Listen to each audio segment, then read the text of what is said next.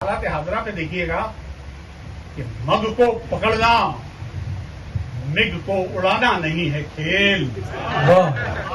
मग को पकड़ना मिग को उड़ाना नहीं है खेल। जब भी गिरेगा ऐसी कड़क चाय पाएगा।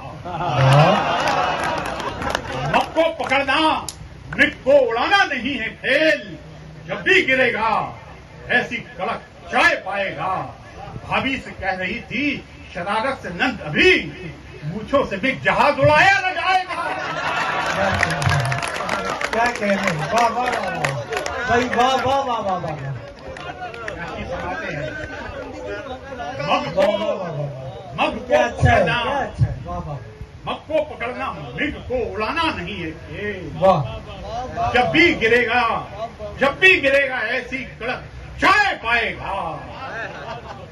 भाभी से कह रही थी शरारत से नंद भी मूछों से मिग जहाज उड़ाया न जाएगा।